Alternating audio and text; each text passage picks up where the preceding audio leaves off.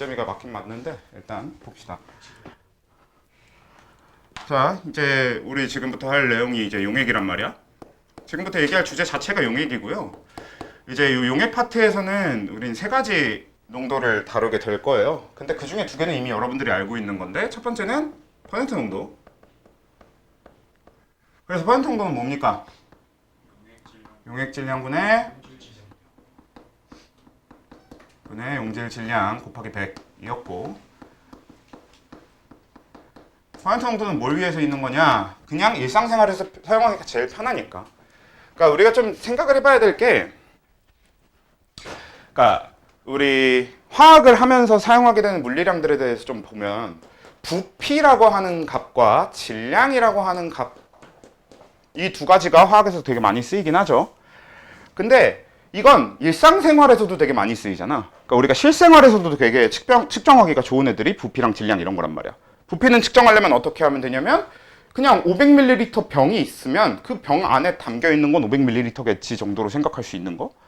그러니까 부피나 질량은 일상에서 쓰기 되게 좋은 물리량인 건 맞는데, 문제는 이 부피라고 하는 건 기본적으로 기체일 때는 화학적인 값어치를 갖는데, 기체가 아닐 때는 화학적으로 어떤 큰 의미가 있지는 않으니까. 그래서 기체 쪽에는, 이 부피 쪽은 우리가 화학에서는 그렇게 크게 신경 쓰지는 않게 되고, 딱 기체 얘기할 때 주로 신경 쓰게 됐었죠. 우리 화원 기준으로 얘기를 해보면. 그리고 앞에 이상기체 상대방정식 할 때도 PV는 nRT 해서 이때도 부피를 신경 쓰긴 했지만, 기본적으로 거기서 벗어나면 질량이라고 하는 물리량은 화학에서 사용하는 것들 중에서 그래도 우리 일상생활에서 사용하는 거랑 가장 닮아 있다고 하면 안 되지. 그래도 좀 일상생활에서 사용하기 좋은 거라고 얘기할 수 있을까요?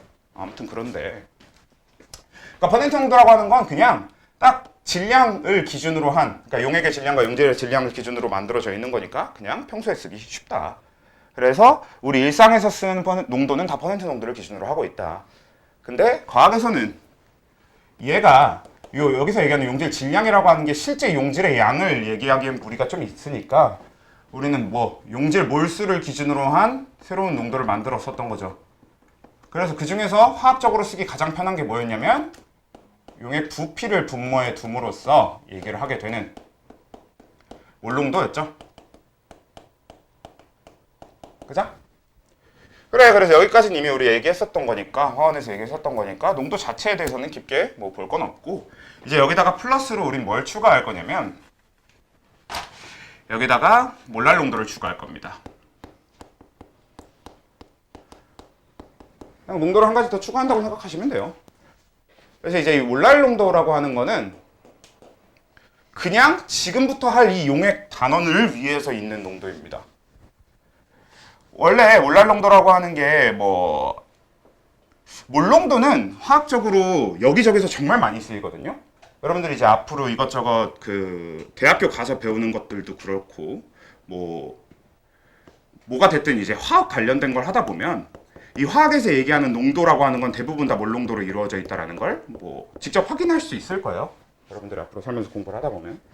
그러니까 몰농도는 되게 중요한, 그러니까 화학적으로 가장 중요한 값어치를 갖는, 그러니까 가장 보편적으로 쓰이는 농도야. 근데 몰랄 농도는 그렇게 보편적인 농도는 아닙니다. 얘는 딱 용액에 대한 계산을 위해서만 존재하고 그 외에는 아무런 가치를 갖지 않아요. 그래서 그냥 정말 용액 계산을 위해서만 존재하는 농도가 되는데, 얘는 일단 분자에는 용질 몰수가 들어가고, 이제 문제가 분모에 들어갈 값인데요. 분모에 질량이 들어가는데, 원래 우리 농도라고 하면 얼만큼 진한가를 표현하는 거였잖아요. 그러니까 분모에 대부분 다 용액 부피, 용액 질량 이런 식으로 용액의 수치가 들어가는 거였었던 거지. 용액의 물리량이 들어가는 거였지. 근데 쟤는 또 왜 안 움직이니? 아우 씨, 수동이네. 좋네. 그래서 네, 얘가 용액의 질량이 아니라 용매의 질량을 기준으로 합니다. 그래서 일반적으로 쓰던 농도랑은 조금 다르다는 거. 근데 왜 몰랄 농도가 용매 질량을 기준으로 했냐는 나중에 뒤에서 얘기하면 알게 될 거고요. 일단 얘도 단위가 킬로그램을 기준으로 해요. 그러니까 쉽게 생각하면 무슨 얘기냐? 몰랄 농도라는 것 자체가 어차피 우린 다 수용액을 볼 거니까 물 1kg에 용질 몇 몰임을 물어보는 거라고 생각해도 된다는 거지. 그치? 그래서 내가 물 1kg, 그러니까 지금 내가 갖고 있는 용액의 실제 전체 질량이 궁금한 게 아니라 그냥 내가 갖고 있는 게 있는데 이 안에 물은 1kg만 들어있어. 그럼 나머지 용질 몰수만 측정해서 그게 몰랄 농도가 되는 이런 개념으로 만들어져 있는 게 몰랄 농도거든요. 얘가 왜 이런 이상한 농도를 만들었는지, 그러니까 위에 두 개에 비해서 얘는 용맥 값이 들어가는 이런 이상한 농도를 왜 만들었는지 이런 건 뒤에서 얘기하더라도 당장은 일단 농도 자체에 대해서 요거 방금 그려놓은 걸 기준으로 해서 또 이거 말고도 다른 농도 변환부터 조금 얘기를 해보고 그 뒤에 얘기를 이어가 보도록 할게요. 자, 일단 요거 12% 아세탄 수용액의 몰농도는 이라고 하는 요거 있잖아. 요거 오랜만에 다시 해보면 요거 이제 퍼센트 농도를 몰농도로 변환하는 건데 아까 누가 질문한 것처럼 그러려면 얘가 얼만큼 있는지 알려주셔야 되는 거 아닌가요? 라는 질문을 했어요. 근데 중요한 건 12% 아세트산 수용액을 100g을 갖다 놓든 1000g을 갖다 놓든 10,000g을 갖다 놓든 몰농도 변환했을 때 나와야 될 몰농도는 다 똑같습니다. 우린 농도 변환이라고 하는 건 현재 얼만큼 있느냐는 하나도 안 중요해. 그러니까 농도가 자체가 뭐야? 얼만큼 진한가잖아. 그치? 그러니까 얼만큼 진한가인데 내가 지금 갖고 있는 게 얼마 많은지 적은지가 중요한 거야? 아니잖아. 그러니까 예를 들면 여러분들이 콜라를 사는데 500ml 콜라랑 1.5L 콜라를 둘 다 샀어. 근데 둘의 진하기가 달라? 그럼 제품 잘못 만든 거지. 맛이 다르고 막 그럴 거 아니야. 그럼 안 되잖아. 그러니까 얘네들은 같은 농도를 갖고 있게 만들어질 거랑 똑같은 걸로 퍼센트 농도가 같다면 얼마를 갖다 놓든 다 똑같은 농도가 나와야 된다고 물농도로 바꿨을 때. 그렇지? 그래서 그냥 아무렇게나 잡고 해도 되거든? 근데 아무렇게나 잡기 위해서 일단 뭘 적을 거냐면 이거 그 화원할 때도 얘기했었던 부분인데 일단 이런 거 할 때 일단 퍼센트 농도를 이루고 있는 게 용액 질량, 용질 질량이니까 밑에다가 이렇게 살짝 적을게요. 용액 질량 하고 용질 질량. 그리고 요 몰농도 또 구해야 되는 거니까 요거 이용해야 되고 요거 구해야 되는 거니까 얘 식도 그대로 갖다 써서 여기 용액 부피 갖다 놓고 용질 몰수 갖다 놓고 제가 이 글씨 지금 여기에다 이런 글을 적은 이유는 뭐냐면 지금 우리가 알 수 있는 게 뭐고 그래서 그걸로 뭘 구해야 되고 이런 거를 좀 눈에 보이게 냅둬야 여러분들이 풀 수 있을 거 아니야.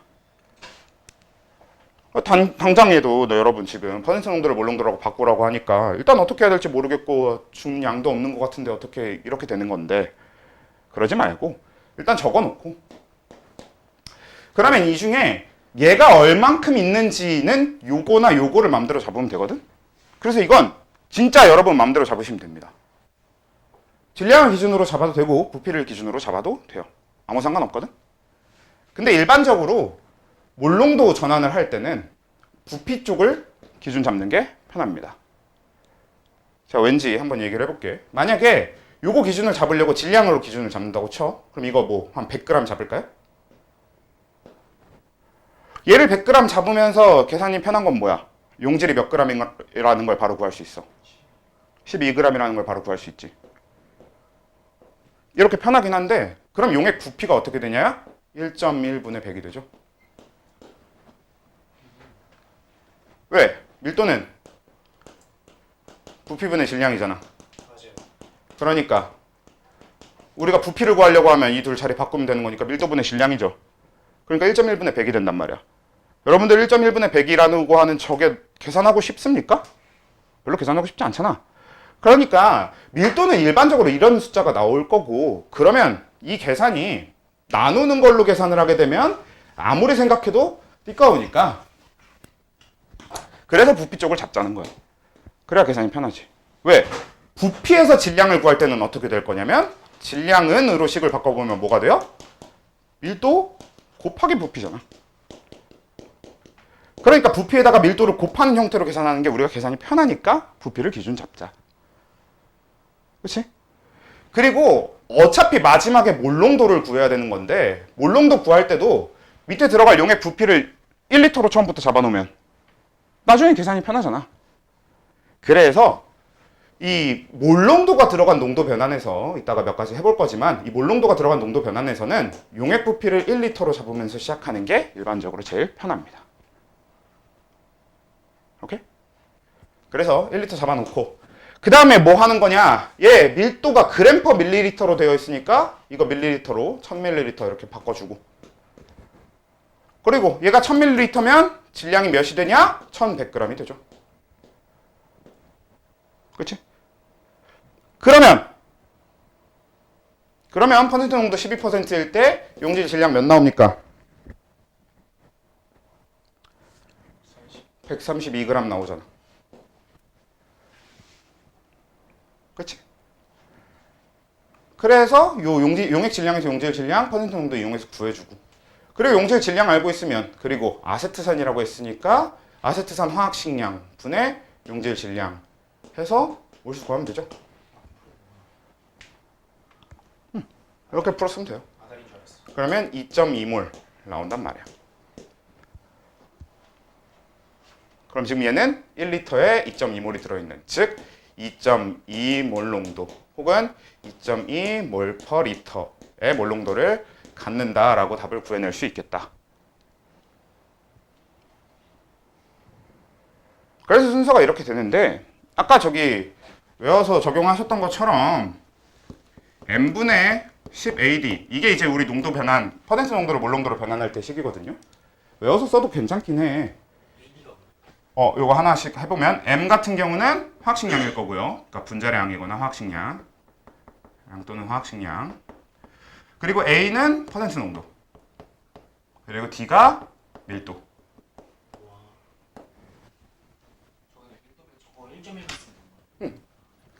그래서 1.1에다가 12 곱하고 10 곱해서 그걸 분자량으로 나누면 요 용질의 분자량으로 나누면 몰 농도가 나와요. 해볼까? 10 곱하기 퍼센트 농도 12 곱하기 밀도 1.1을 몰 농도 60으로 나누면 되잖아요. 그치?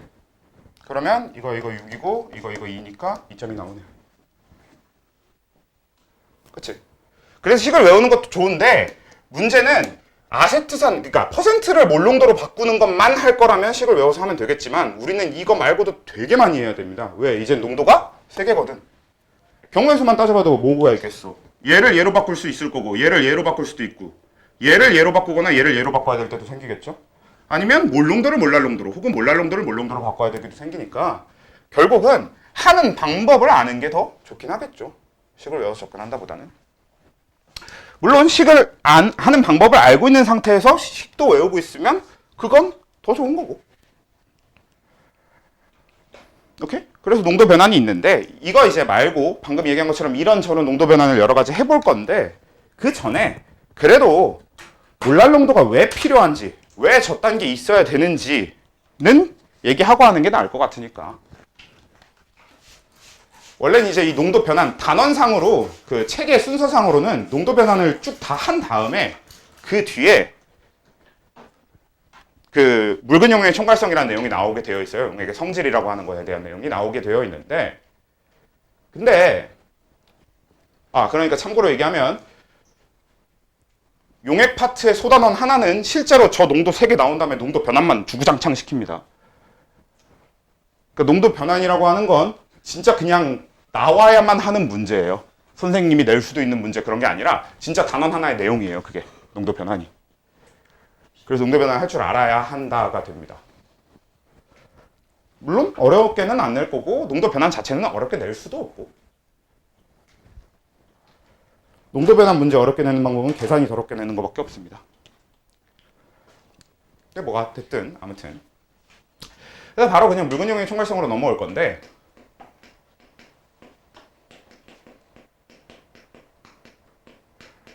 그래서 이 묽은 용의 총괄성 얘기를 하기 위해서 우리가 지난번에 얘기했던 증기압력에 대한 얘기를 다시 꺼내야 돼.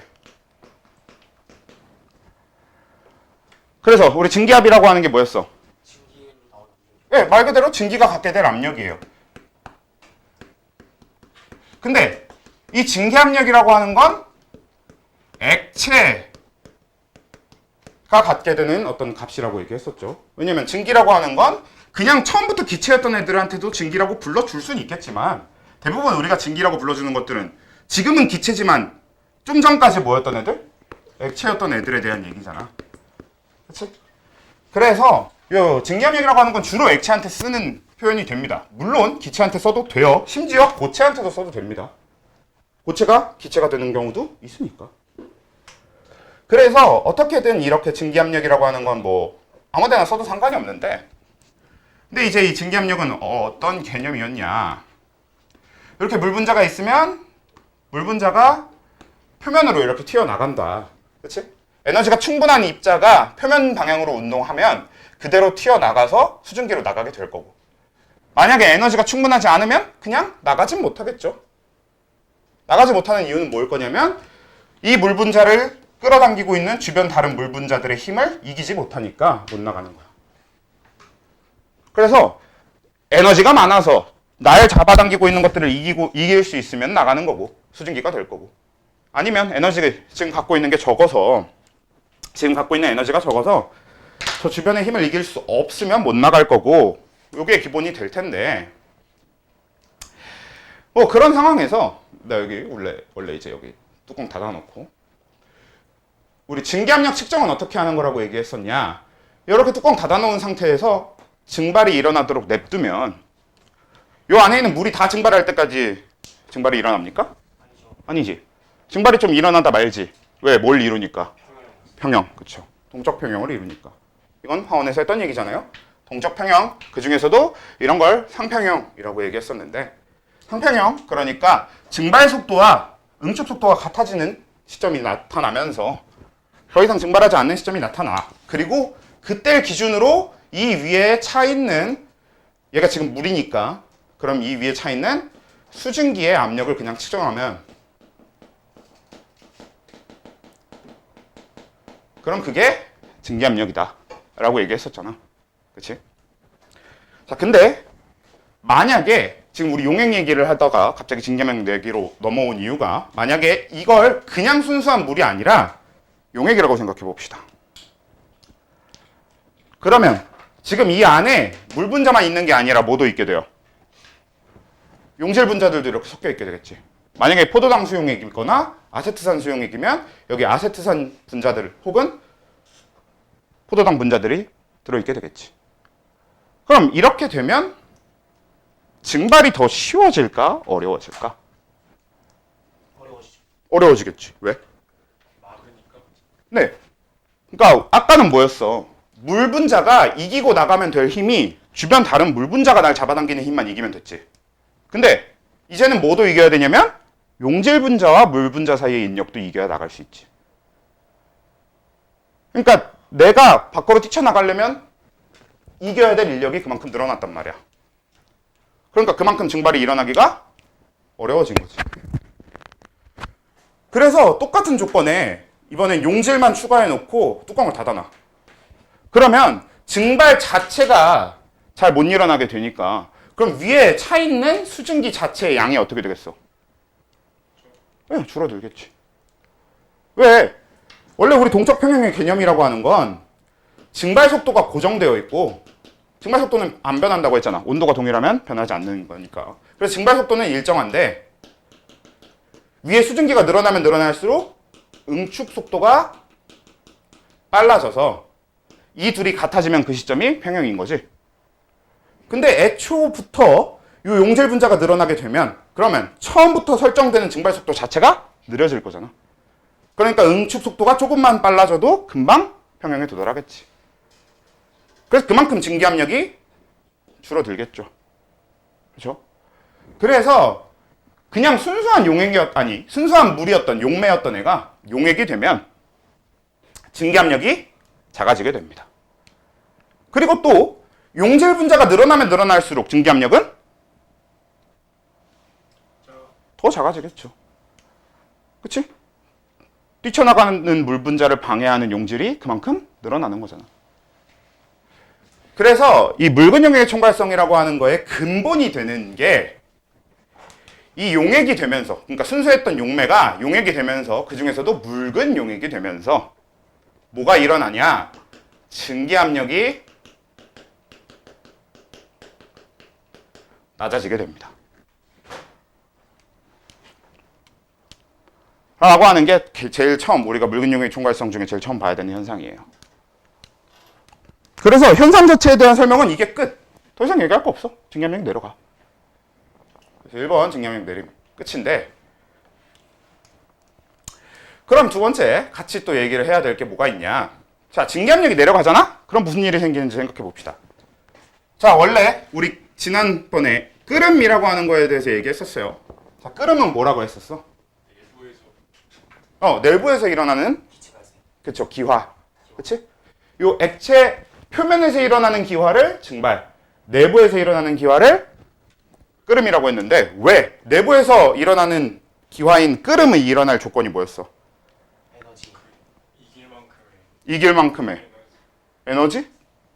열.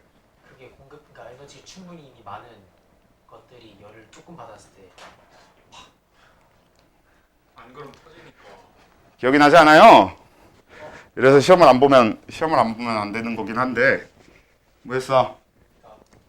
저 액체 안에 있는 것들의 에너지가 다른데 증기압력과 대기압이 같아질 때. 왜 뭐라고 얘기했었냐면, 이 안에 만약에 이 안에서 그냥 수증기가 기화가 된다고 쳐. 그러면 그러니까 물이 기화가 돼서 수증기가 된다고 치면 원래 이 안에 기체가 생기면 물방울이 될 거 아니에요. 물방울이라기보다는 기포라고 얘기해야 되는 게 맞겠네요. 기포가 될 거 아니야. 그러니까 얘는 주변에 물로 둘러싸여 있고 이 안에는 수증기가 차 있는 이게 돼야 된단 말이야. 근데 결국 이 방울은 이 기포도 결국 방울이죠. 그래서 저 기포는 밖에서 누르는 힘이 기포 안의 힘보다 강하면 저 기포는 어떻게 돼? 터지겠죠. 그치?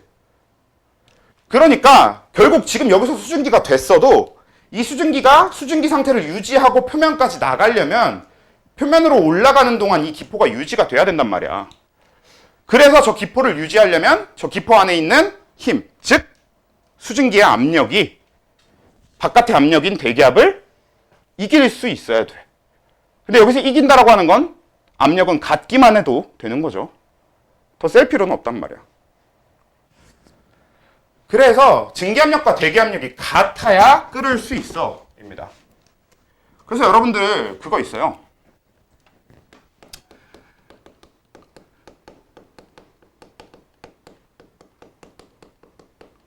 자, 요걸로 얘기해 봅시다. 자, 100도씨의 물이 있어. 100도씨의 물은 어떤 상태겠어? 끓고 있겠죠. 그러면 이때 이 100도씨의 물의 증기압력 혹은 얘에서 발생한 수증기의 증기압력과 그리고 78도씨의 알코올, 사실 78도씨가 정확하게 맞는지는 기억이 안 나는데 아마 얼추 맞는 걸로 기억하니까 대충 78도씨로 잡아놓고 78도씨 알코올, 이게 78도씨가 알코올의 끓는 점이라고 생각해 봅시다. 그러면 78도씨의 알코올이 지금 78도씨라서 끓고 있어. 그럼 얘 증기압력은 몇이고 얘 증기압력은 몇이게? 똑같아요. 왜? 똑같아야 되는 거지. 둘의 온도가 달라도 증기압력은 똑같아야 됩니다. 왜? 끓고 있으니까. 대기압이 똑같아. 왜?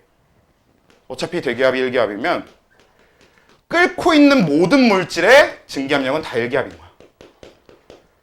그게 끓는다라는 현상인 거니까. 끓는다라는 현상 자체가 증기압력과 대기압이 같다는 뜻이니까 현재 끓고 있으면 다른 거 아무것도 고민할 필요 없이 무조건 걔의 증기압력은 1기압인 겁니다.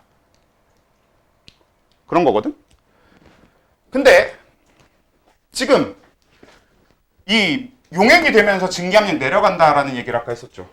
그러니까 용액이 되면서 이 용질 분자들이 방해하게 되면서 증기압력 자체가 작아진단 말이야. 그러면 순수한 물에 비해서 포도당 수용액의 끓는 점은 어떻게 될 수밖에 없겠어? 높아지게 되겠지. 왜? 평소보다 증기압력이 다 작아지니까. 대기압과 같은 증기압력을 가지려면 더 높은 온도가 필요하겠지. 그렇잖아? PV는 nRT에 의하면 뭐예요? 온도는 올라가야 압력이 커지는 거잖아. 그쵸? 그래서 지금 증기압력이 내려갔기 때문에 결과적으로 뭐도 같이 일어나야 되냐? 끓는 점이 오르는 현상도 같이 일어나야 됩니다. 그래서 묽은 용액의 총괄성 두 번째, 끓는 점 오름. 오케이? 자, 이렇게 되는데, 자, 여기서 3번 내려가서 세 번째 걸 얘기하기 전에, 세 번째 거는 사실 우리가 요 끓는 걸만 기준으로 설명하기가 편해요. 그러니까 끓는 걸 기준으로 설명을 해놨다 보니까 이거 말고 다른 걸 이용하기가 되게 어렵게 되어 있는데, 그래서 잠깐 같이 봐야 될 게 뭐냐.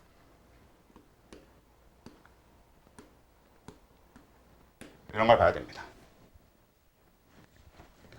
자, 얘는 x축, y축에 있으니까 일종의 그래프 같은 거라고 봐야 되겠죠. 자, 근데 얘는 함수야 아니야? 네, 함수라고 할 수 없는 거지. 왜? 같은 x값에서 같은 x축 값에 y값이 두 개가 나오잖아. 그럼 함수라고 부르면 안 되는 거지? 그렇지? 그렇죠? 함수의 정의라고 하는 게 1대1로 그 뭐야? 뭐라고 표현해야 되는 게 정확하게 맞냐? 정의역에 대해서 그러니까 그렇죠. 하나의 x 값에 하나의 y 값이 연결되도록 대응되도록 해야 되는 거잖아. 그러니까 하나의 정의역에 하나의 공역과 대응돼야 되는 건가? 그렇게 생각하면 되나? 아무튼 얼추 그럼 저희도 수학 쪽은 좀 약한. 아 그래? 아무튼 이제 뭐 그런 느낌인데 그래서 이제 얘가 뭐 함수는 아니야. 그래서 얘는 이제 함수라고 부르면 안 되니까 그림이라고 부른다던가 곡선이라고 부르거든요. 얘는 같은 건데 두 개의 다른 표현으로 불려요. 하나가 물의 상평형 그림이라고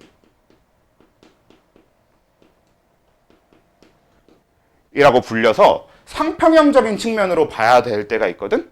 근데 그건 뒤에 평형에서 상평형적인 측면으로 볼 거고 지금은 상평형적인 측면을 보는 게 아니니까 이쪽 명칭보다 우리한테 중요한 건 얘는 물의 증기압력 곡선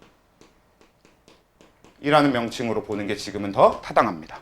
어차피 둘 다 그냥 같은 얘를 부르는 그냥 서로 다른 명칭이야. 그냥 해석할 때 어디에 중점을 두고 해석할 거냐의 차이가 있다고 보시면 되는데 어차피 얘는 뭐냐면 y축은 압력이고요. x축은 온도입니다. 그리고 얘는 선이 되게 큰 의미를 갖는 것 같지만 실제로는 선보다 원래 이 선 자체가 갖는 의미가 뭐냐면 이 선을 기준으로 물의 상태를 나눠 놓은 거예요. 그래서 일반적으로 압력은 낮지만 온도는 높은 이 구간에서 물은 수증기로 존재하게 되고요. 온도는 어느 정도 높고 압력도 어느 정도 있는 상태에서는 물로 존재하게 되고요. 온도가 엄청 낮고 압력이 어느 정도 이상 되는 조건 안에서는 얼음으로 존재하게 되겠지. 그냥 저 물과 얼음, 수증기 저렇게 세 가지를 구분짓는 기준이 되는 겁니다. 그래서 저렇게 선으로 나눠놨거든. 자, 근데 이 상태에서 여기 y축의 압력이라고 했잖아요. 그러면 이 압력 중에 1의 값을 갖는 곳을 기준으로 이렇게 선을 쭉 그어보잖아? 그러면 이렇게 그어지겠지. 그러면 이 지점은 무슨 뜻이야? 그치? 왜? 이 지점보다 온도가 높으면 수증기로 존재하고 이 지점보다 온도가 낮으면 물로 존재한다는 뜻이잖아. x축이 온도니까. 그치? 그러니까 여기가 끓는 점이지. 그리고 여기는 어는 점. 왜? 이 지점보다 낮은 온도에선 얼음, 이 지점보다 높은 온도에선 물이니까. 일기압 조건 안에서. 오케이? 일단 이렇게 해석한다고 했을 때 그러면 이 초록색 선이 뭐가 되냐면 이 초록색 선, 특히나 이쪽은 이제 우리가 제일 해석하기 편한 선이니까 얘가 물의 증기압력이 되지. 사실 물의 증기압력은 그때그때 다른데 언제의 증기압력? 끓을 때의 증기압력이 되는 겁니다. 끓는 점을 결정하는 거지. 왜? 결국은 지금 이때 압력이 대기압 1기압이잖아? 그러면 지금 이 온도에서의 물의 증기압력이 몇일 거야? 1이겠지. 아까 방금 얘기했잖아요. 끓고 있는 물질의 증기압력은 대기압과 그냥 같은 거라고. 아이. 이렇게 될 거고요. 또 만약에 이게 이제 조금 압력을 낮춰보면 이렇게 압력이 낮은 데서는 어떻게 돼요? 끓는 점이 더 낮아졌지.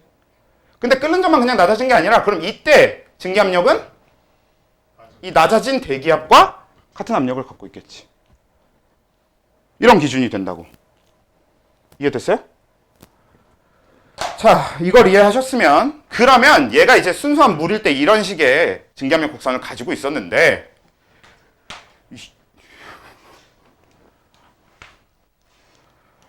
뭐 집중해서 안 들어도 다들 되나 봐. 뭐 알아서 잘 하십시오. 뭐 니들 성적이니까 알아서 하고. 아무튼 자, 여기서 그 얘 물의 증기압력이 아까 여기 그 용액이 되면서 낮아지는 거잖아. 그러면 용액 기준으로 보면 지금 요 곡선 자체가 어떻게 이동할 건지를 생각해 보면 이렇게 아래로 내려가겠지. 왜? 같은 온도 기준일 때 증기압력이 그만큼 다 내려가는 거지. 이동하는 거죠. 그래서 증기압력이 전체적으로 같은 온도 기준으로 내려가니까 그래서 끓는 점이 아까보다 올라갔죠를 눈으로 확인할 수 있죠. 다른 색으로 할까요? 초록색으로 되어 있는 게 물의 증기압력 곡선이었으면 얘가 수용액이 되면서 생기는 증기압력 곡선은 어떻게 된다? 주황색으로 할게요. 주황색은 여기 있었던 것 같은데 아무튼 이렇게 된다는 거죠. 이렇게. 아이씨, 너무 못생기게 그렸다.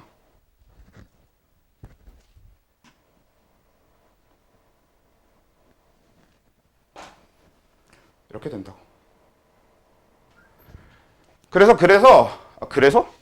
그렇게 돼서 같은 온도 기준으로 끓는 점이 올라가는 걸 확인할 수 있잖아요. 그렇지? 근데 물의 증기압력이라고 하는 게 여기만 존재하는 게 아니라 물이 수용액이 되면서 어디도 같이 변하냐면 이쪽도 같이 변합니다. 왜냐? 이것도 다 물의 값이거든. 얘는 물이 얼음으로 상태 변화하거나 얼음이 물로 상태 변화하거나 여기는 물이 수증기로 상태 변화하거나 수증기가 물로 상태 변화하거나. 그렇죠? 그래서 물의 증기압력 내림이라고 하는 현상은 꼭 물이 수증기로 갈 때만 영향을 주는 게 아니라 반대 물이 얼음이 될 때도 영향을 줍니다. 그렇게 돼서 여기서도 이제 같이 일어나게 되는 게 뭐가 있냐? 어느 점 내림.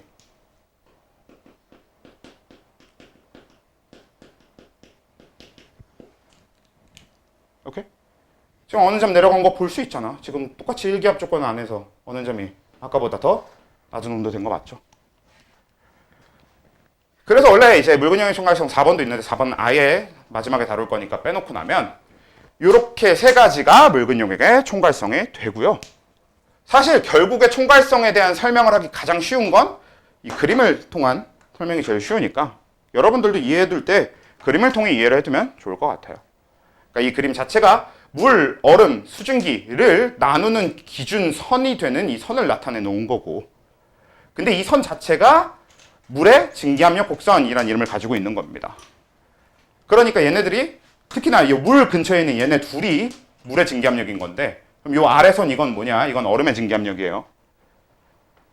아무튼 그래서 위에 이 물의 증기압력 곡선 자체가 그냥 순수했던 물이 용액이 되면서 내려간단 말이야. 그러면 증기압력 내림 때문에 이 증기압력 곡선이 내려가면 전체적으로 끓는 점이 올라가고 어느 점은 낮아진다라고 하는 현상으로 이해하는 게 저 그림을 통해서 저 곡선을 통해서 이해해 두는 게 제일 편할 거고요. 네. 위에 거 바뀌면 밑에 것도 짧아지는 거예요. 네. 우리 여기 점 있잖아. 이게 뒤에 상표형 그림에서 얘기하는 거긴 한데 그래도 한번 좀 나온 김에 얘기를 해보면 이 가운데를 삼중점이라고 해요. 실제로 삼중점이라고 하는 구간이 되게 신기한데 삼중점은 그 삼중점에 해당하는 온도 와 압력 조건 안에서는요. 그 안에 뭐가 다 공존하냐면 수증기와 물과 얼음이 다 공존합니다.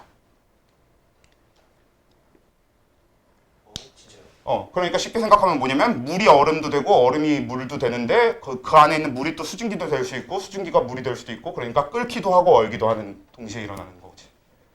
실제로 존재해요? 네, 삼중점 만들 수 있어요. 0.1기압인가 그래요. 물의 삼중점이. 되게 낮은 압력이라서 그 현실 안에서 우리가 일부러 만들지 않는 이상은 볼 수 없는데 일부러 만들어서는 만들어 볼 수 있어요. 삼중점이 그러면 삼중점의 온도가 작아진다고 보고 압력도 작아진다고 보고 그렇지. 여기선 그러면 삼중점의 온도 압력 자체가 내려가는 거지. 같이 이렇게 이 직선하고 쭉. 그렇지. 그렇게 내려간다고 보시면 되죠. 그러면 얼음하고 수증기 이 사이에 이거에 영향은 안 주나요? 안 주죠. 왜냐면 너네 소금물 얼렸다고 소금 얼음 되나요? 소금물 얼리면 짜지 않아요? 그냥 얼음이에요. 안 짜요? 아, 그건 이제 그 얼음 안에 소금이 박혀 있어서 그런 거지 용해된 상태는 아닙니다. 그러니까 그렇잖아. 아, 이것도 반대쪽이 더 이해하기 쉬운데 물 증발시키면 소금 같이 증발해? 아니지. 소금이 섞여 있는 소금이 용해된 수증기 이런 거 아니잖아. 그러니까 우리가 염전이라는 게 존재할 수 있는 거 아니에요. 그렇지? 물을 증발시켜서 소금을 얻는 거. 그래서 수증기 상태는 용액이 불가능하고 얼음 상태도 용액이 불가능하기 때문에 물의 증기압력의 변화만 있는 겁니다. 오케이? 그렇게 생각하시면 되겠고요. 그러면 여기서 끝이면 참 좋을 텐데 이제 이걸 계산을 해야지. 하트는 우리 그 고체 액체 파트를 제외하면 나머지는 일단 배우고 났으면 계산을 시켜요. 그래서 제일 처음에 나오는 이 증기압력 내림을 계산하는 방법부터 봐야 되는데, 자, 증기압력은 얼만큼 내려갔는가를 보는 거기 때문에 우린 증기압력 내림 자체의 식은 델타 P를 기준으로 합니다. 그러니까 P는 압력이니까 여기서는 무슨 압력? 증기압력에 대한 얘기겠죠. 그래서 델타 P 하면 압력의 변화량을 얘기하는 거겠지. 그래서 이 델타 P는 그냥 용매에서 용액의 증기압력을 뺀 값이야. 당연히 이 순서로 빼야 되겠지. 그치? 왜냐면 용매 증기압력이 용액 증기압력보다 어떨 거니까. 네, 클 거니까. 그래서 여기서 여기를 빼서 나타냅니다. 그냥. 용매 증기압력이 용액 증기압력은 크다고. 왜? 커야 되잖아. 증기압력이 내려가는 거니까 용액이 되면서. 아, 그러네요. 그래서 용매 증기압력에서 용액 증기압력을 빼서 표현을 하는데 얘 값이 뭐가 나오냐? P 용매, 그러니까 순수한 용매의 증기압력에다가 X 용질을 곱해주면 됩니다. 우리 X 뭐였어? X요? 응, X랑 미지수 뭐였어? 저번 시간에 네, 저번에 부분압력 법칙 하면서 얘기했었던 건데. 뭘? 몰 분율, 그치, 몰 분율.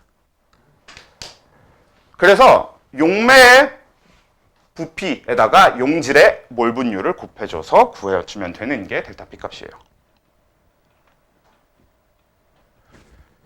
그러니까 실제로 무슨 얘기냐? 원래 우리가 알고 있는 농도랑 직결되어 있지도 않지. 얘가 용질의 몰 분율이다 보니까 그냥 얘는 용매 몰수와 용질 몰수를 다 구해야 되거든.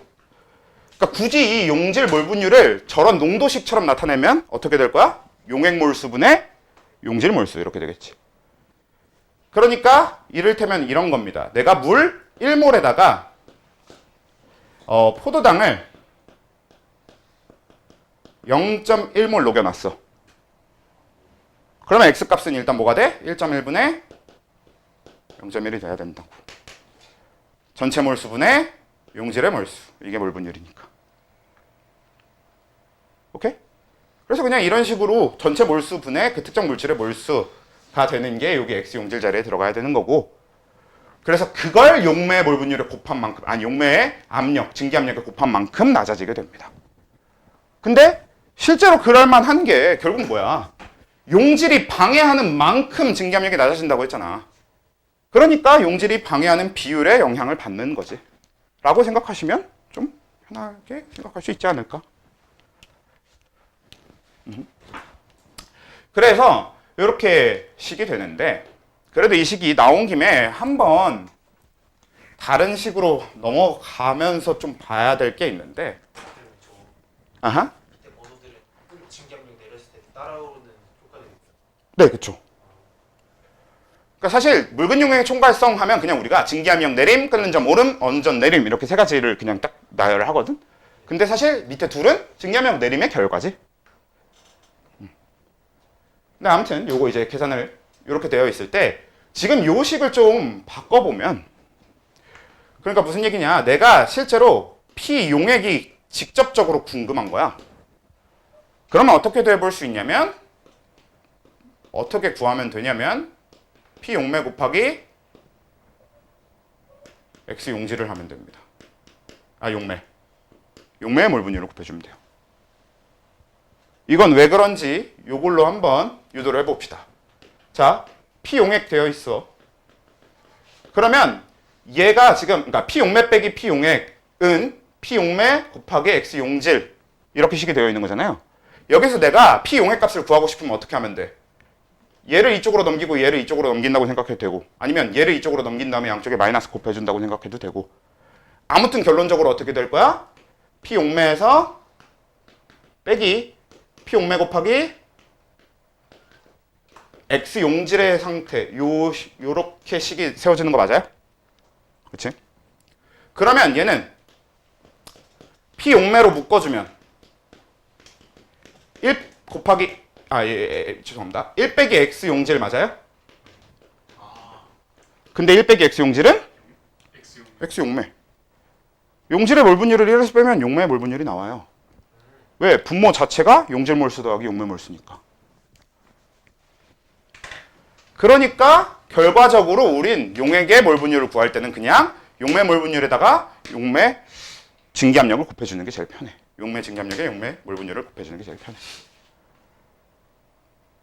그래서 사실 그냥 필요한 게 뭐냐에 따라서 내가 지금 델타 P 값을 구해야 되면 이걸 구하시는 걸로 하고, 내가 용액의 증기압력을 구해야 되는 거면 이걸 구하시는 걸로 하고, 이렇게 두 가지를 따로 외워두든가, 아니면 그냥 식은 하나만 외우고 나머지는 거기서 구해주면 되잖아. 그러니까 나는 P 용액의 식만 이것만 외워두고, 이 식만 외워두고, 그런 다음에 내가 델타 P를 구해야 되면 일단 이걸 구하고 원래 주어져 있는 용매 증기압력과 차이값으로 구해도 되는 거니까.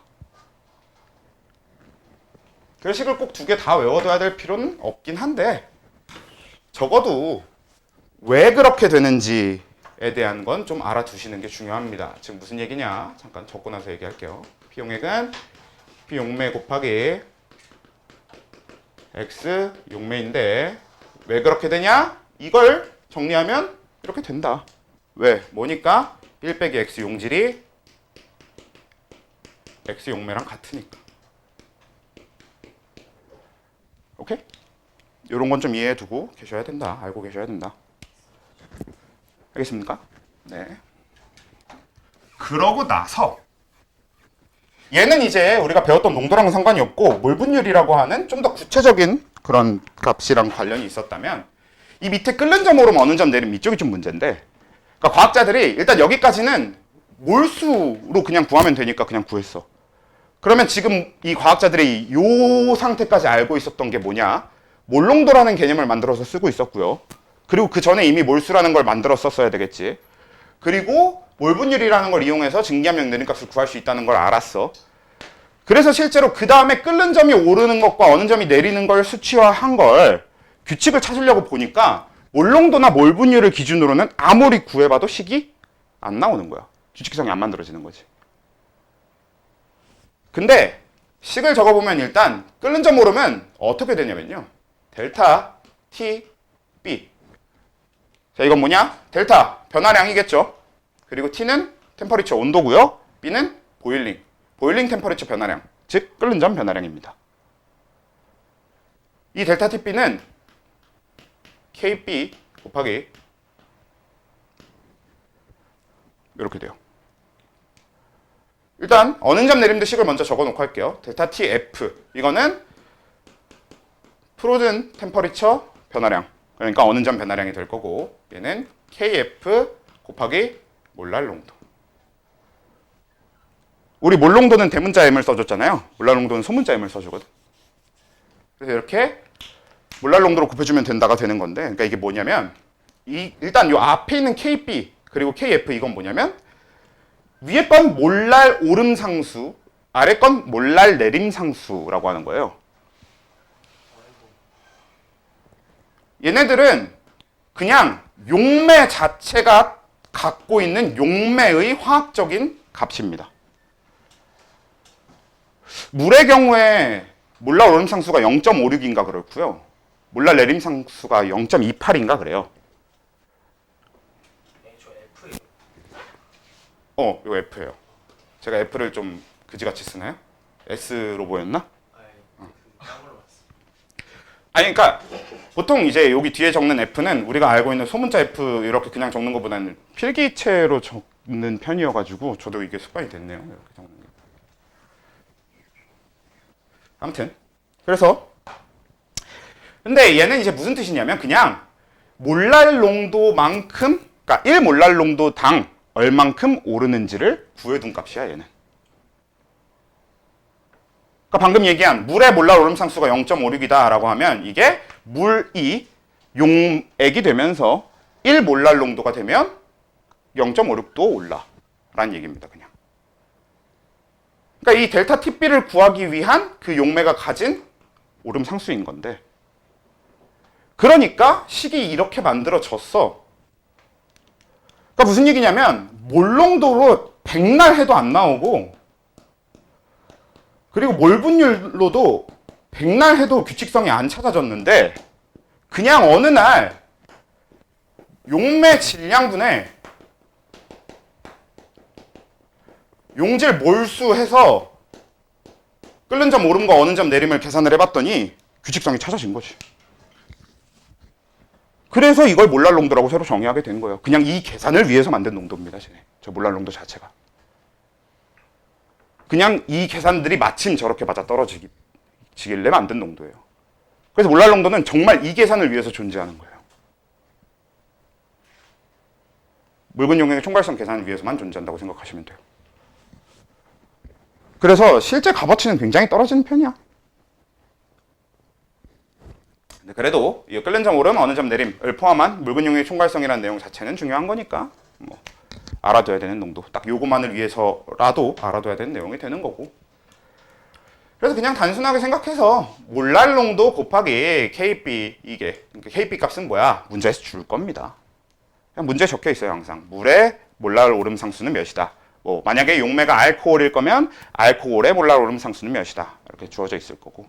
이것도 물의 몰랄 내림 상수는 몇이다. 알코올의 몰랄 내림 상수는 몇이다. 이렇게 주어질 건데, 다만 여기서 한 가지 신경 써줘야 되는 게 뭐냐면, 우리는 그냥 몰랄 오름 상수 문제에서 준 거 대입하고 몰랄 농도 구해서 혹은 문제에서 준 거 대입하면 돼요. 그러면 곱해서 끓는 점 오름 값이 나올 거고, 이것도 내림 상수랑 몰랄 농도 곱하면 끓는 점 내림, 어느 점 내림 값이 나올 건데, 다만 여기서 나오게 되는 값은 항상 양수로 나와요. 왜냐면 우린 상수를 그냥 양수로 두거든. 근데 그 양수로 나온 값을 이 델타 TB는 원래 끓는 점에다가 더해줘야 되고, 델타 TF는 원래 어느 점에다가 빼줘야겠지. 그쵸? 왜? 얘는 내려간 거고 얘는 올라간 거니까. 이해됨? 그래서 몰랄 농도라고 하는 건 그냥 이 끓는 점 오른 거 어느 점 내림의 규칙성을 찾다 보니까 필요해서 새로 만든 농도다라는 거지. 근데 사실 이렇게 농도 하나 만들었더니 두 개에 대해서 계속 고민하고 있었던 게 해결이 됐다고 하면 그 과학자들은 얼마나 행복했겠어. 그렇죠? 농도 하나 만들었더니 계속 고민하던 게 깔끔하게 해결이 됐어. 근데 더 신기한 건, 그래서 이 농도 가지고 이것저것 딴 걸 해보려고 했는데 딴 건 아무것도 할 수가 없어요. 뭐 신기하다면 그게 더 신기하기도 하죠. 그래서 여기 말고는 진짜 거의 쓸모가 없는 농도다라는 건데 뭐 어쩌겠어. 그래서 이렇게 끓는 점 오르면 어느 점 내림이 된다. 그래서 여기는 그래도 계산 연습을 간단하게 해볼 거지만 그 기체 쪽처럼 문제가 복잡하진 않습니다. 그냥 여러분들이 농도를 구할 수 있다 혹은 농도 전환을 할 수 있다만 전제가 되면 이 계산은 그냥 주어진 식에다가 대입만 하면 다 나와요. 무조건. 그래서 이쪽은 좀 편해. 근데 다만 여러분들이 이제 완자 문제나 이런 걸 조금 풀어보면은 알 텐데 얘 가지고 기억 니은 디귿 풀다 보면은 앞에 기체에서 물어볼 법한 것들을 조금 물어봐서 문제지. 그러니까 사실상 약간 화원 1단원 같은 질문들을 좀 합니다. 그러니까 완전히 몰수에 기반한 어떤 질문들 있잖아. 화원 문제 같은 질문. 그런 질문들이 좀 나오긴 하니까 그런 건 이제 나중에 같이 보기로 하고, 오히려 이쪽은 식만 제대로 알고 이론만 어느 정도 잘 이해하고 있으면 뭐 계산하는 것 자체는 크게 어렵진 않다. 다만 얘 계산이 만약에 어렵다면 그냥 농도 쪽 변환이나 농도 쪽 수치가 덜 된 거겠지. 일단 그래서 몰랄 농도가 왜 만들어졌고 뭐 때문에 만들어졌는지 얘기가 됐으면 이제 다시 돌아가서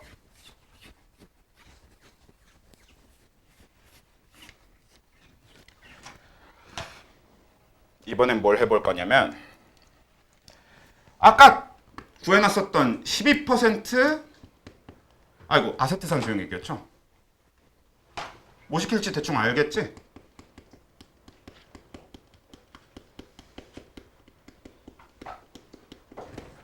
(12% 아세트산 수용에 의 몰랄 농도를 한번 구해볼까?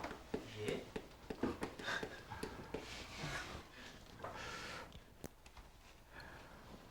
왜냐면 내가 몰랄 농도는 이미 알려줬고 몰랄 농도가 이렇게 생겨 먹은 건 알려줬고 그 방법 자체는 몰 농도 하는 거랑 크게 다르지 않습니다.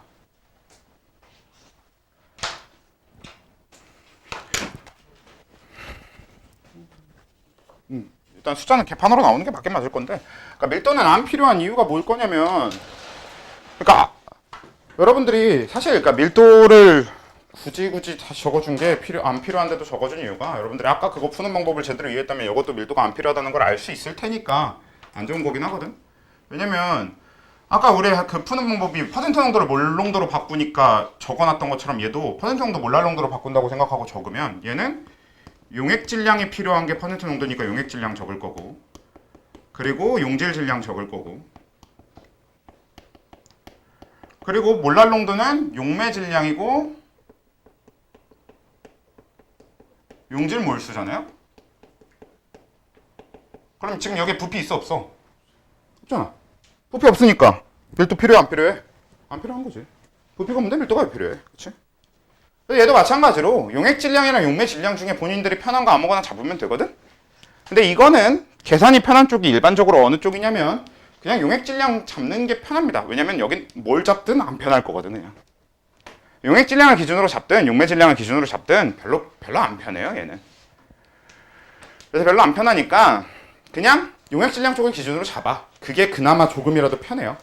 왜? 용질 질량이라도 빨리 구할 수 있잖아. 그래서 용액 질량을 뭐 대충 100g 잡든가, 뭐 사실 1000g 잡으면 그래도 얘랑 조금, 얘가 1kg이 여기 kg이라고 했잖아요 처음에.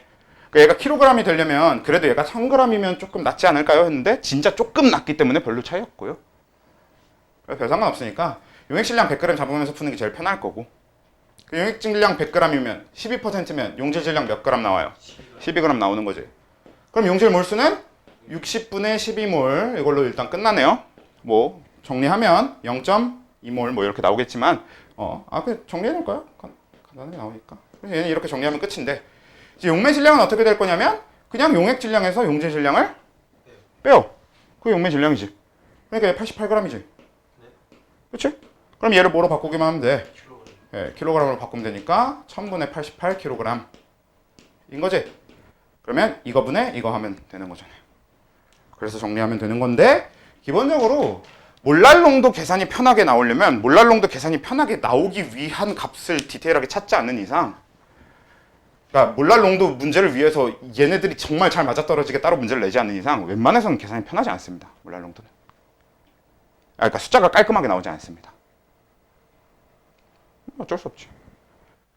근데 그러니까 몰롱도 때랑 몰랄롱도 때랑 비슷해. 그냥 단지 우리 요 용매나 용액의 양 중에서 우리가 필요한 거. 사실 이거는 이쪽을 기준으로 잡는 게 그나마 나아서 그냥 그렇게 기준 잡은 거지. 여러분들이 전 싫은데요. 전 용질 쪽을 기준으로 잡을 건데요. 이러면 용질 기준 잡으셔도 됩니다.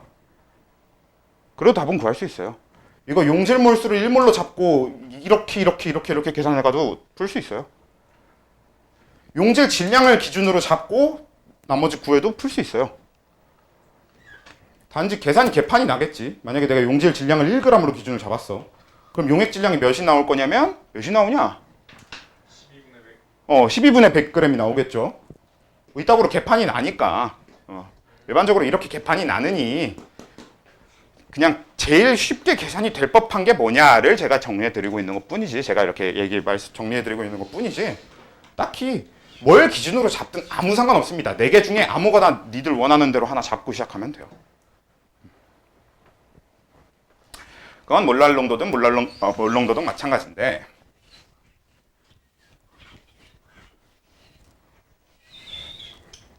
어머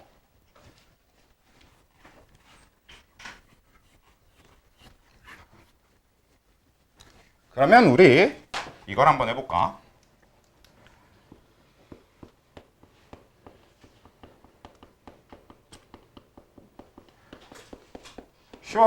쉬울 거야 아마 이건.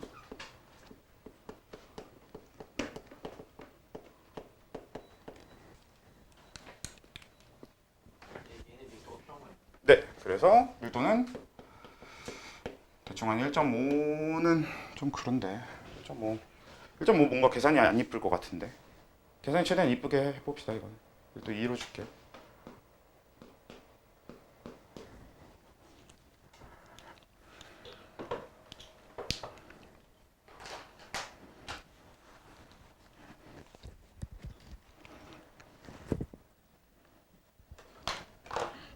그런 찍기 못하게 하려고? 거의 무조건적으로 화학은 분모에 구가 있고 분자가 짝수면 그걸 찍으면 돼요.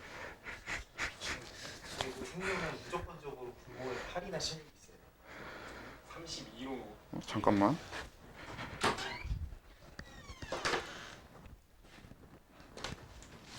그래서 이거 뭐야? 1몰 농도 아세트산소 용액의 퍼센트 농도 이거는 그냥 계산해보면 되지? 어떻게 되냐?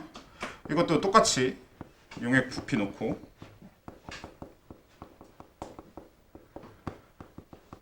이거 뭘 기준으로 잡았어요? 1000ml예요. 잘했어. 1리터. 그렇지.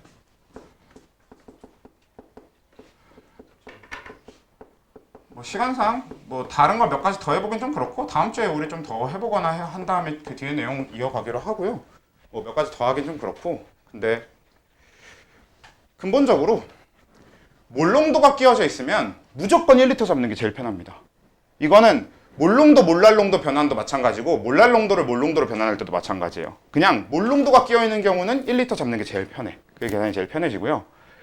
그리고 몰롱도가 안 끼워져 있을 때는 결국 퍼센트랑 몰랄 이 둘이잖아. 그러니까 퍼센트를 몰랄로 바꾸거나 몰랄을 퍼센트로 바꿀 거잖아. 이때는 그냥 마음대로 잡으셔도 되는데 그땐 보통 용액 100g 기준 잡는 게 제일 편해요. 그냥 아마 그게 계산이 제일 편할 거다라는 얘기입니다. 그래서 아무튼 요거 해보면 요거 용액 부피 1리터 잡으면 용질 몰수 1몰 잡히잖아. 그치? 맞아요. 그래서 용액 부피 그러면 얘가 1000ml가 되니까 그럼 용액 질량이 2000g 되는 거죠? 잠시만요. 2예요 저? 네. 저 1로 봤는데? 2요 2. 아니 저걸 어떻게 2지? 1인 줄 알았는데. 네. 아무튼 그럼 용질 질량은 60g이니까 그래서 그냥 계산하면 되는 거지? 뭐 그렇게 크게 어렵지 않으니까.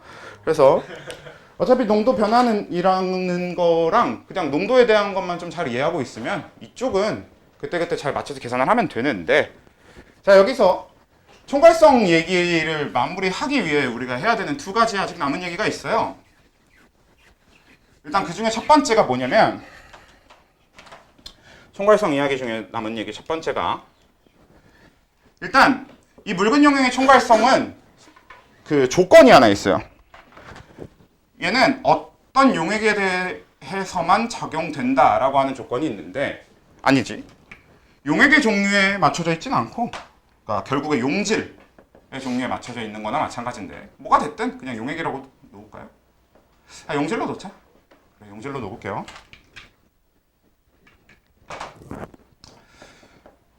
그래서 얘가 어떤 용질일 때나 요걸 그대로 요 식들을 요 증기압력 내림, 끓는 점 오름, 어느 점 내림 이걸 쓸 수 있냐면 비휘발성이고 비전해질이어야 됩니다. 일단 하나씩 얘기해보면 자 휘발성은 무슨 뜻이야? 불에 타요. 그쵸? 그러니까 용질 자체가 증발한다는 뜻인 거지. 아니야 불에 탄다는 거 아니에요. 휘발성은 날아간다. 쉽게 증발한다는 뜻입니다. 아 그래서 불에 잘 타는 거예요. 그래서 가연성과 휘발성은 별개인데 대부분의 휘발성 기체가 휘발성 액체가 가연성이야. 그리고 휘발성이면서 가연성이면 굉장히 위험해요. 왜냐면 쉽게 증기가 되니까 우리가 퍼져 있는지도 모르는 상태에서 가연성 기체들이 돌아다니는 거잖아. 그래서 위험해서 그런 거지. 원래 휘발성 자체는 그런 위험한 요소는 아닙니다. 아 라이터 키면 파워 터지는. 그러니까 휘발성 기체 중에 가장 대표적인 거 방금 얘기하신 뭐 라이터 기름이라던가 그 에탄올 이런 게 다 휘발성인데 가연성이란 말이야. 그래서 위험한 거지. 그냥 휘발성 자체가 위험한 성질은 아닙니다. 얘는 쉽게 증발한다는 뜻이야. 근데 우리 휘발성의 기준이 뭐냐면 물보다 쉽게 증발이라고 생각하시면 돼요. 근데 그런 애들한테 대해서는 이 공식은 당연히 못 쓰는 게 만약에 내가 끓는 점 오름을 휘발성 용질을 넣어둔 용액에서 끓는 점 오름을 관찰할 수 있을까? 없어. 왜? 우리가 그 용액을 끓이다 보면 용액이 끓기 전에 용질이 다 끓어버려요. 용질이 먼저 날아가 버려요. 그래서 끓는 점 오름이나 어느 점 내림 이런 현상을 제대로 관찰할 수도 없어. 그래서 요 비휘발성 용질한테는 아예 쓸 수 없어. 요 자체를 쓸 일도 없고. 근데 비전해질 용질은 쓸 수 없는 얘기는 아닙니다. 근데 일단 전해질이 뭐예요?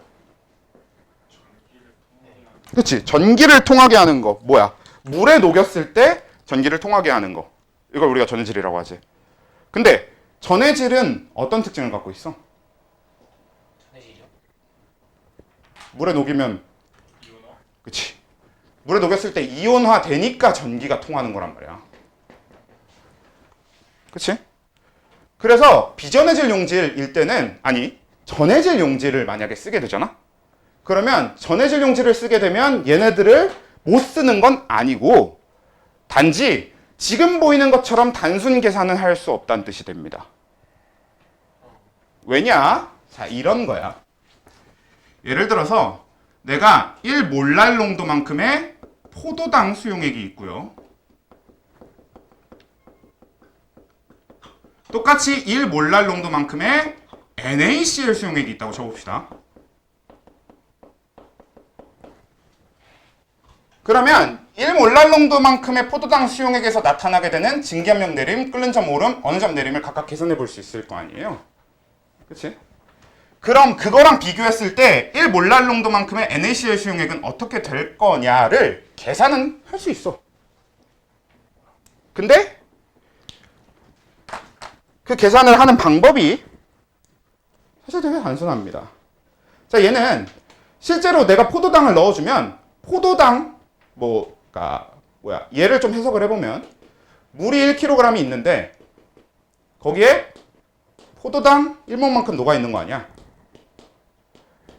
그럼 얘는 포도당 1몰만큼이 정확하게 물 1kg을 방해할 거고 그럼 정확하게 그만큼 증기압력이 내려갈 거고 그러면 정확하게 그만큼 끓는 점이 오를 거고 어느 점이 내려갈 거 아니에요?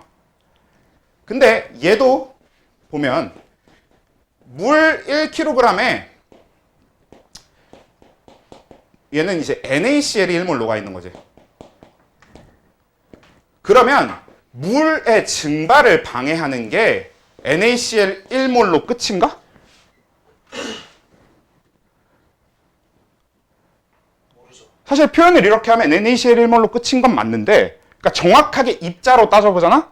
그러면 NaCl이 물의 증발을 방해하는 게 아니라 Na 플러스와 Cl 마이너스가 물의 증발을 따로 방해하지. 왜? 별개의 입자로 존재하잖아. 그러니까 얘는 이때는 그냥 포도당 분자가 물 분자와 상호작용하면서 방해할 거란 말이야. 근데 얘는 Na 플러스와 물 분자의 상호작용 따로, Cl 마이너스와 물 분자의 상호작용이 따로 만들어진단 말이지. 그치? 그러니까 결론적으로 얘는 실제로 몇 몰의 용질이 있는 것만큼의 효과를 내겠어. 2몰만큼의 효과가 나오겠지. 그래서 만약에 내가 NaCl 수용액을 가지고 이 계산을 하려고 치잖아? 그러면 이 몰랄 농도 자리에다가 저 1몰랄 농도를 그대로 대입하는 게 아니라 2배를 해서 대입하면 됩니다. 실제로 2배 효과가 나오는 거야. 만약에 얘가 NaCl이 아니라 뭐 H2CO3 그냥 전부 용해된다고 했을 때, 전부 이온화 된다는 가정하에 H2CO3를 넣어줬다고 하면, 그치? 3몰랄 농도가 되는 거지. 내가 1몰랄 농도의 H2CO3 수용액이면 얘가 3몰랄 농도가 되는 거죠. 여기다 대입해야 될 값이. 저런 식으로 이온 결합 물질을 주면 응. 완전히 이온화된다 이런 조건이 꼭 있어야 돼, 이제 화투부터는. 원래 화원에서도 다 붙어 있을 거야, 문제를 보면. 근데 화원은 진짜 다 붙어 있으니까 신경을 안 써도 되는 거라면 화투는 신경을 써야 돼요. 안 붙어 있으면 안 붙어 있으면은 아니요. 그럼 정확하게 얼만큼이 이온화 되는지를 계산하도록 나올 겁니다. 왜? 뒤에 이제 이온화도나 평형 이런 게 뒤에 나오거든. 근데 너네 내신에선 그래서 그런 건 안 시킬 거야. 왜냐면 평형 자체를 할지 아닐지도 잘 모르는데 뭐. 아무튼 그리고 뭐 절대평가인데 그렇게까지 어려운 거 내서 뭐해. 그치? 그래서 아무튼 근본적으로는 그냥 그런 식으로 대입하면 된다. 그러면 요거 대입할 때는 어떻게 해야 되냐? 이건 아예 처음부터 새로 계산해야 되지. 왜냐면 얘는 그냥 용매의 질량은 다 그대로인 상태로 용질의 몰수만 증가한 걸로 계산하면 되는 거니까 그냥 NaCl이면 곱하기 2, H2CO3면 곱하기 3 이런 식으로 진행하면 되잖아. 근데 얘는 분자만 바뀌는 게 아니라 분모도 바뀌어요. 그치? 그러니까 얘는 뭐가 되는 거냐? 이렇게 하면 계산이 좀 힘드니까 다른 걸로 말을 바꿔보면 물 1몰에 포도당 1몰 녹아있을 때 증기압력 내림 계산은 2분의 1을 대입해주면 될 거 아니에요, X값에. 근데 물 1몰에 NaCl 1몰이 녹아있을 때 증기압력을 계산한다고 치면은 3분의 1이 되겠지. 3분의 2가 되겠지. 용질의 몰 분율이. 그치? 그렇게 될 거라는 거야. 왜? Na 플러스 1 마이너스 따로니까. 그러니까 전해질은 이온화된 이후에 그 이온의 개수를 기준으로 이 모든 계산을 해줘야 된다는 얘기가 됩니다. 이해됨? 됐죠? 네, 그래서 전해질이라는 조건은 무조건 만족되어야만 하는 조건이고요. 이 묽은용의 총괄성을 사용하기 위해서 전해질이란다. 휘발성이 아니어야 된다라는 조건은 꼭 만족되어야 하는 조건이고, 근데 그거에 비해서 이제 이 전해질이라는 조건은 만족하지는 않아도 되는데, 다만 만족하지 않을 때는 이렇게 이런 식으로 바꿔줘야 된다. 그러니까 전해질일 때는 그 전해질이면 이온 상태가 얼만큼 되는지, 이온일 때 몰수가 얼만큼 되는지 계산을 해서 대입해주는 형태로 생각해 주시면 되겠다. 거기가 되는 거고요.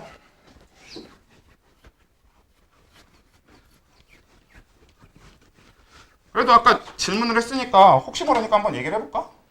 만약에 1몰랄 농도의 H2CO3 수용액이야.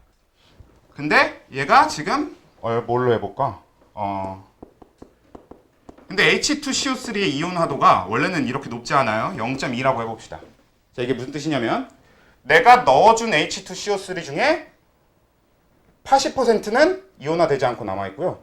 20%만 이온화돼요. 그러면 이건 이제 어떻게 되냐? 내가 물 1kg 있다라고 했을 때 그 안에 들어있는 걸 일일이 계산해야 되겠지.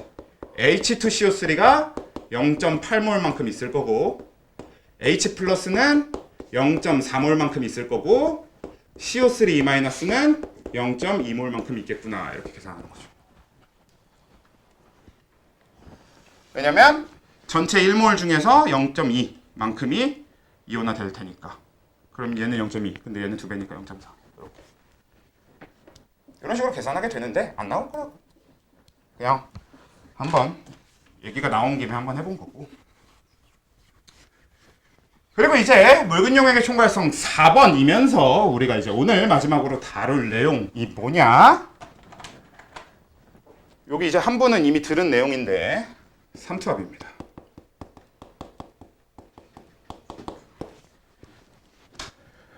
자, 삼투압은 여러분 삼투 현상이 뭐예요? 압력으로 인해서 물이 빠져나가요. 오, 조금 다르긴 한데 그래도 뭐 얼추 그런 느낌이지. 물이 빠져나가거나 물이 들어오거나 뭐 아니면 그러니까 물이 이동한다는 맞는데 원인이 압력은 아닙니다. 농도? 일단 삼투 현상. 원인은 농도지. 자, 원래 과학에서 가장 기본적인 물질 이동 현상을 뭐라고 불러 우린? 확산? 그치? 확산이라고 불러. 그쵸? 확산이라고 하는 건 뭐예요? 농도가 그쵸? 농도가 높은 곳에서 저농도로 저농도, 고농도에서 저농도로 물질이 이동하는 현상을 확산이라고 하지. 목적은 뭐야? 농도를 맞추기 위해. 그치? 양쪽의 농도를 맞추기 위해서. 뭐 일종의 평형이라고 볼 수도 있긴 있겠지만 정말 양쪽을 같게 만들어주는 게 원래 이제 확산의 목적이란 말이야. 그래서 이 확산이라고 하는 물질의 현상은 양쪽의 농도가 같게 만들어주는 건데 그런데 그건 이제 이 용액 쪽의 얘기로 들어와 보면 이 확산은 누구의 얘기냐? 용질의 얘기가 되는 거지. 그러니까 무슨 얘기냐면 내가 이렇게 물컵 안에다가 이렇게 가운데다 판을 하나 세워놓고 여기다가는 1% 소금물을 이렇게 넣어. 그리고 여기다가는 소금물 별로 안 좋아요. 1% 포도당 수용액을 집어넣고 여기다가는 2% 포도당 수용액을 집어넣어. 그 다음에 내가 판을 치우면 어떻게 돼? 그냥 포도당이 양쪽으로 이동해서 전체 농도를 같게 만들어 주겠죠. 그치? 그럴 거 아니야? 그치? 그러니까 사실 전체적으로 그냥 얘가 섞이는 거 아닙니까? 뭐 그게 그거지. 결국은 포도당이 주가 되는 거죠. 포도당이 양쪽이 이동해서 양쪽 농도를 같게 만들어준다가 주 목적이 되는 거니까. 그러니까 확산이 이렇게 일어나면 되는데 근데 이 판을 안 치워. 그래서 이 판을 그대로 둘 건데 대신에 이 판의 종류를 바꿔서 이 판이 포도당은 통과할 수 없는데 물은 통과할 수 있는 판인 거야. 그럼 그때 무슨 일이 일어날까? 여기서 그치. 1%에서 2% 쪽으로 물이 이동해요. 왜?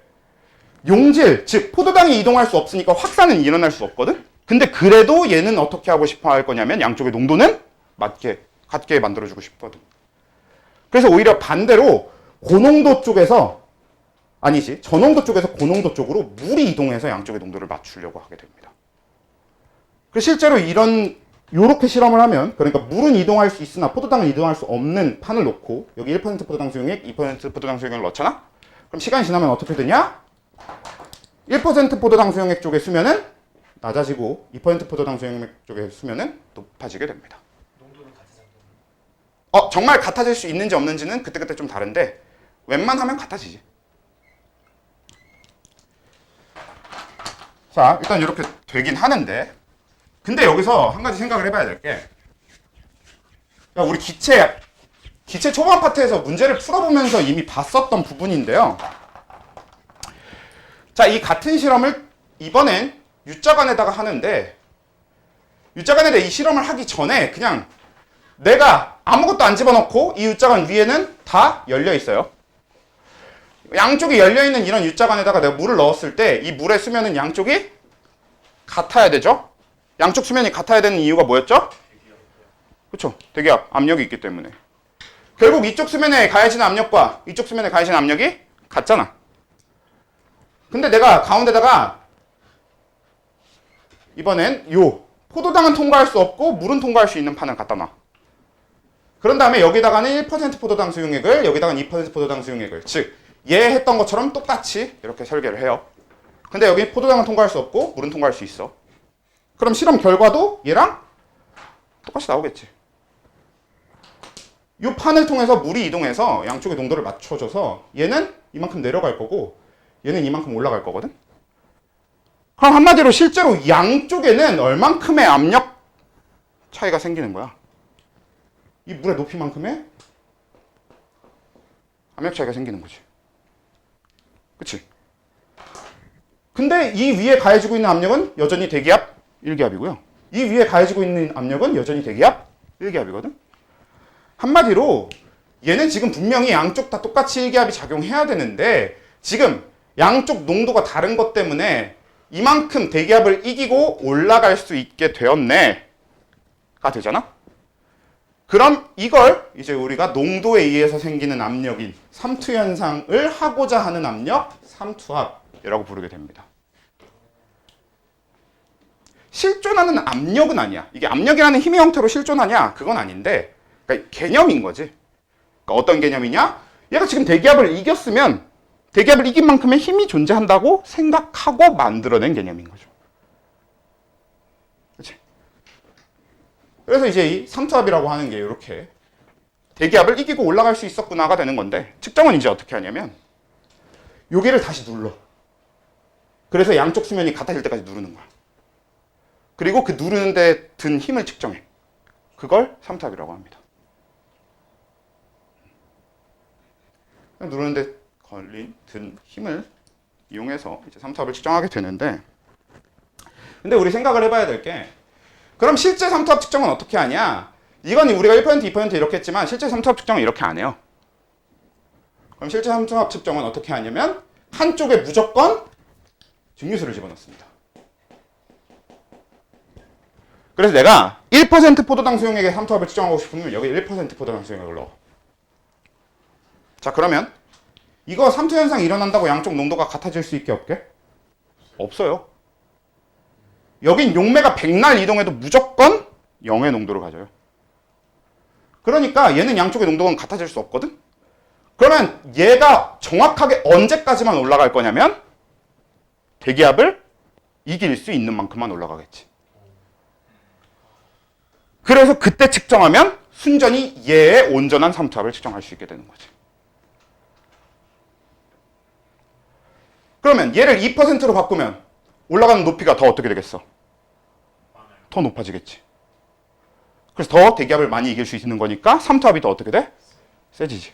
3%로 바꾸면 더 세지고 4%로 바꾸면 더 세지고.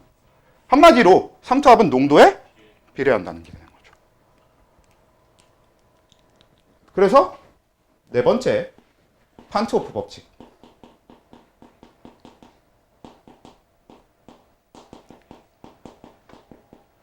이제 삼투압에 관련된 법칙인데, 그래서 이 삼투압은 그냥 농도에 비례한다라는 개념인데, 실제로 우리는 삼투압의 농도와 비례하는 식을 쓸 수 있어요. 그 식이 어떻게 되냐면 파이는, 근데 이 파이가 별건 아니고 그냥 삼투압은 기호를 파이라고 따로 써줍니다. 그냥 P라고 적지 않고 파이라고 구분을 해주기 위해서 삼투압은 파이라고 써주거든. 그래서 파이는 뭐가 될 거냐는 한번 만들어 볼게요, 우리. 자, 삼투압은 결국 압력이잖아.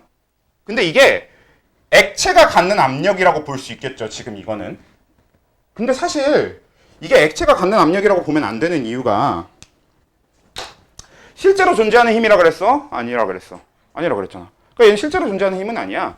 그러니까 기체 압력을 그만큼 이기니까 우리가 그냥 압력이 존재한다 이렇게 보는 거잖아. 한마디로 기체 압력을 이긴다 해서 기체 압력 쪽으로 봐도 되는 거 아니야? 그러니까 어차피 우리가 개념으로 잡은 값이고 얘가 이기고 있는 게 기체 압력이란 말이야. 그러니까 그냥 기체 압력이라고 생각해도 계산하는 데는 당연히 지장이 안 생겨요. 이기고 있는 게 기체 압력이라서 이 개념 값을 우리가 만든 것도 그냥 기체 압력이라고 생각해도 된다는 거지. 그러니까 기체 압력이 들어간 식인 이상기체 상태방정식을 일단 데려오겠습니다. 자, 이 상태에서 P 빼고 1로 넘겨볼게. 자, 이거 뭐예요? 부피분의 몰수. 부피분의 몰수 뭐예요? 몰농도죠. 그래서 몰농도 곱하기 기체상수 곱하기 절대온도. 이게 삼투압입니다.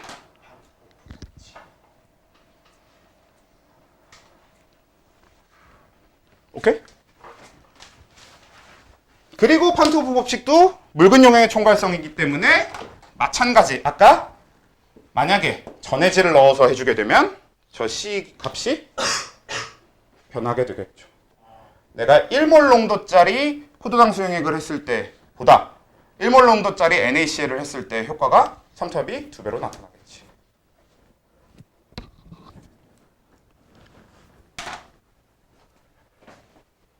되고요.